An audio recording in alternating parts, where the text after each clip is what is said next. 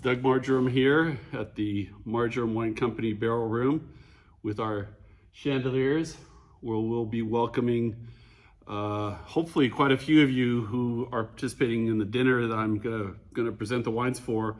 Will be coming up to visit us in our barrel room here for a barrel tasting on Chris's trip up here to Santa Barbara County and Paso Robles. We're really excited about having everyone up, and Chris and I are both bummed that he didn't get to do the introduction here because I was the first visit, and we just spaced. And so normally I saw a lot of the other videos for some of the other dinners, and Chris was introducing them, and it was quite impressive, and we're really stoked to have everyone coming up here for the dinner. So again, my name is Doug Margerum. It's Margerum Wine Company, and I'm going to present 3 wines for the dinner, and then just talk a little bit about the company and our philosophy, how we make wine and what we do. Seeing some of the other videos, we kind of always say that we never have anyone ever come to the winery because the fantasy is far greater than the reality. We're in an industrial park. It's a great place to make wine. We have these 3 super air-conditioned buildings that we make wine in and store wine in and warehouse the wines in. But it's not, we don't have a train. We don't have a vineyard on property. But hopefully it allows us to concentrate a little bit more on the wine and the winemaking, because we feel like we're pretty damn proud of the wines, and as is everybody.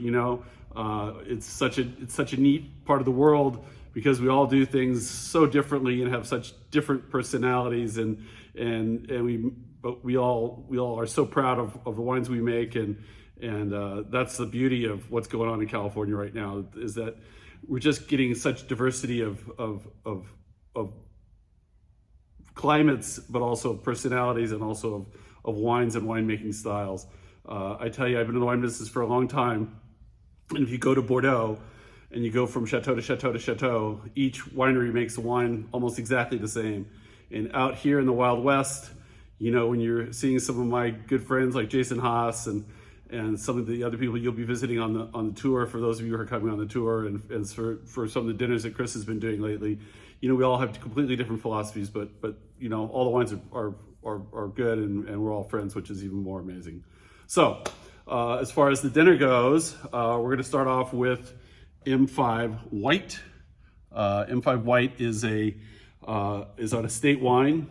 It's called M5 because obviously my last name is Margerum, and it's 5 grapes, all grown on the estate: Grenache Blanc, Marsanne, Roussanne, Viognier, and Picpoul Blanc.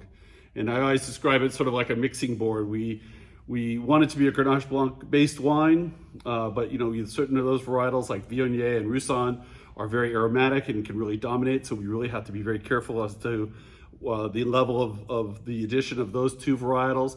Marsanne is the neutral sort of acidic backbone of the wine, and then Picpoul Blanc, which I think when you all visit up here, and if you've done any of the dinners that Chris has done recently, Picpoul Blanc is sort of the thing we've all been talking about. It's a very exciting grape. We have about 1.5 acres at our estate vineyard, but it's a lip smacker is the literal translation.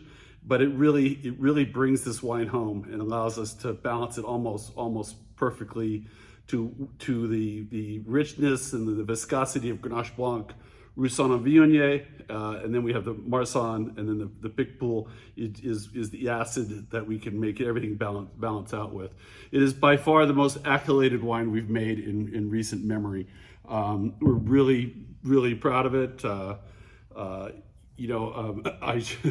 As I think I told Chris when he was here, when's the last time someone came in and asked for a California Rhone white blend in your restaurant? And I think his answer was never.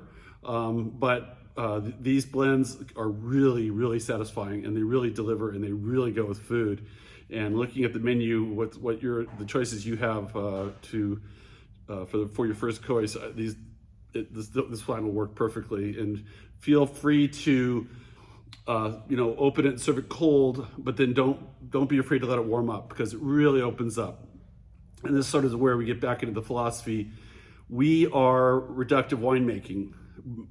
we do. So it's basically, we allow the wines to stay in a very antioxidant state by keeping them on the lees and retaining the carbon dioxide, which is a natural byproduct of fermentation.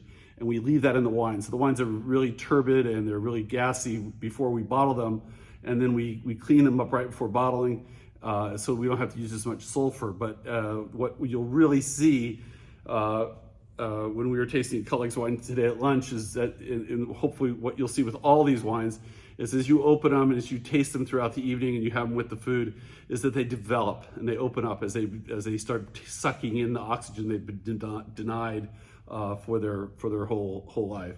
So this is a 2020 vintage. It was a relatively warm vintage here in Santa Barbara County, where we are a cold climate for growing grapes.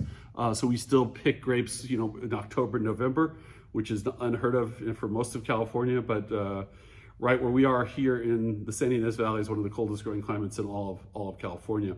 And so you get nice, good acidity, lower alcohols. But we're able to ripen the fruit, but ripen it naturally so it's perfectly balanced. So your first wine, Margerum M5 White. And then the second wine, this is gonna be hard to explain, M5 Red. So it's Grenache, Syrah, Mourvèdre, Cunoise, and Cinsault, and that's the 5. Now, just because we're in the safe space, I can tell you honestly that it's actually 6 grapes, because when we planted our estate vineyard, which much of the Syrah that goes into this wine comes from, we planted 3 of the blocks own rooted, which we'll get into more when you come and visit, but it's just not done in California or in the world. We just literally stuck the stick into the ground. But we also co-planted it with the Viognier, about 5% in 3 of the blocks. So there's about 1% of Viognier in this red wine, but since we've built a brand called M5 and we have the support of a large German auto concern who makes a car called M5 and buys the wine, we're not changing the wine to M6. So it stays M5. We don't declare the Viognier on the label, but you are now insiders and you know that there's 1% Viognier on this, even though it doesn't say it. This is the wine I set out to make when I set out to make wine. It's a Chateauneuf-du-Pape-esque type blend. It's Grenache based, and then we build it up from there. Using the Grenache as the base. We never wanted to tip over. We wanted to remain Grenache. The second largest component is Syrah, and almost all of it is from our estate. We have 5 different clones. Again, 3 of those clones are own rooted. And then we blend in the Mourvèdre, which adds a tremendous sort of lovely, earthly aromatic. And then the 2 sort of spice components are Cunoise and Cinsault. Cunoise is almost like watermelon candy, and Cinsault is just, we make a varietal Cinsault. It's probably my favorite wine. I know it's the staff's favorite wine. It's very fruity, very grapey, and just, one of those sort of delicious components that we love putting into this final blend. So we got the 2 M5 whites. Again, before dinner, I'd open up all these wines, I'd get them in glasses and let them start swirl.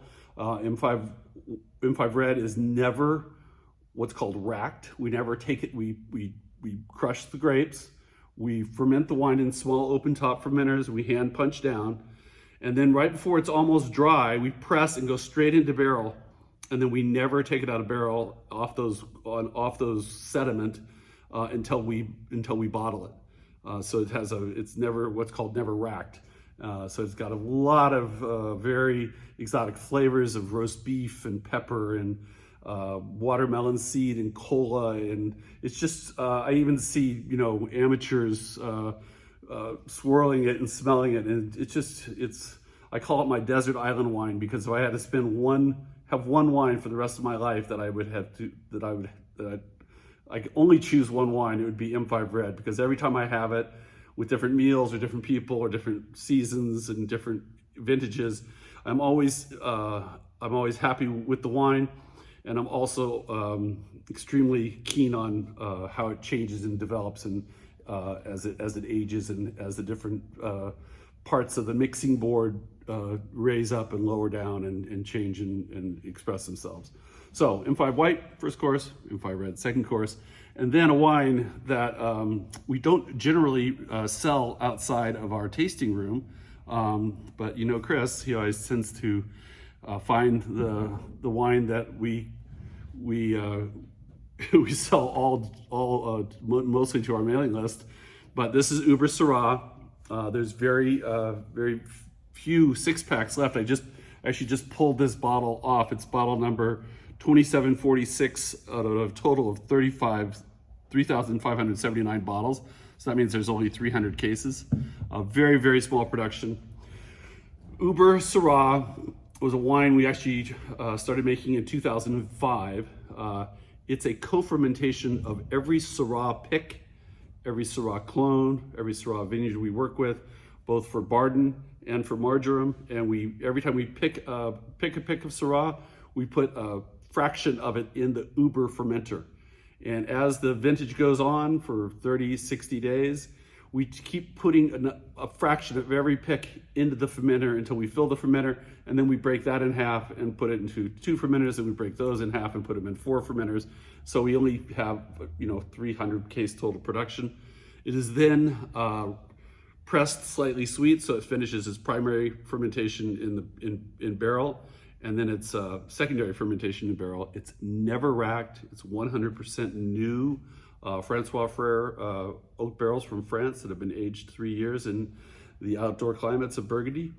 And it is our top wine. It's our most allocated wine. Of course, the air conditioning goes on, so give me a second.